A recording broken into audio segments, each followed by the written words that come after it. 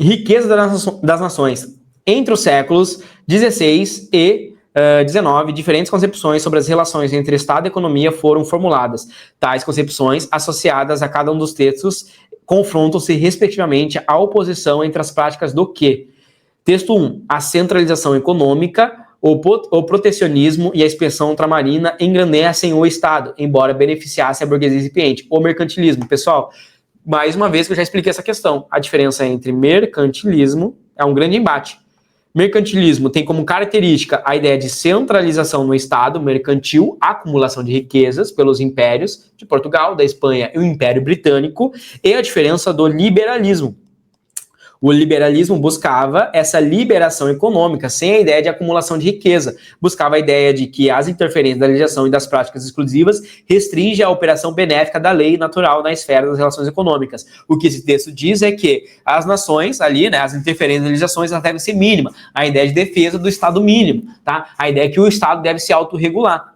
Ele vai dizer que as concepções do século XVI e do século XIX é um embate entre o mercantilismo e o liberalismo. A Inglaterra vai ser a primeira que vai despontar nesse liberalismo econômico, fugindo da ideia de mercantilismo, essa ideia mercantil de acumulação de riquezas. Diferentes concepções entre as relações de Estado e economia foram formuladas. Tais concepções, associadas a cada um dos textos, confrontam-se respectivamente na oposição entre as práticas de valorização do pacto colonial e combate à livre iniciativa. Não é o combate à livre iniciativa, tá? Na verdade, era o estímulo à livre iniciativa, ao livre comércio. O texto 2 não é um combate, mas ele estimula o livre comércio, tá?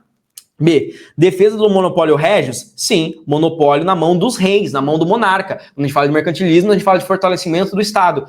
Burocracia estatal. A ideia de burocratização, tá? Que é você aumentar ainda mais o fortalecimento do aparato burocrático. Né, que é você pegar e aumentar ainda mais esse monopólio do rei. Toda a moeda no rei. A moeda é do rei. A moeda tem o rosto do rei. Você não pode comerciar fora do Estado ali. Ou seja, você não pode comprar de outra região. Você não pode vender para outra região. Tudo que vem tem que pagar. Aumento das taxas tributárias para enriquecer ainda mais o Estado. Todo o imposto, todo o ouro que é feito aqui vendido tem que ser trado por rei. A criação do quinto, a criação da derrama, entre outros impostos, né?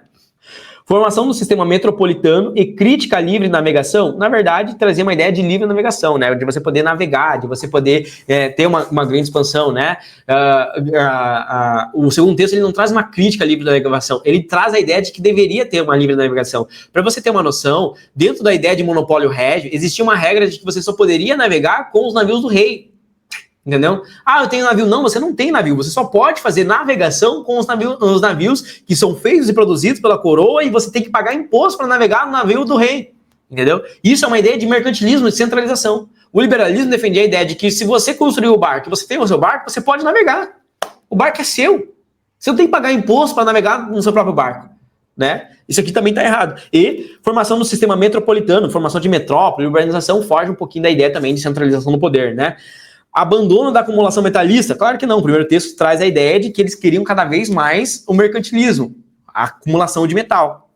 Tá? A acumulação de metal não é só metal, mas o metal é moeda, né? A acumulação de riqueza, né? E aí estimula o livre comércio, tá correto a segunda, a primeira tá errada. Eliminação de tarifas alfandegárias, na verdade, a ideia do mercantilismo é aumentar ainda mais as tarifas. Por quê? Porque você aumenta ainda mais a burocratização, você aumenta ainda mais a força do Estado que está recebendo ainda mais dinheiro, tá? Incentiva ao livre cambismo?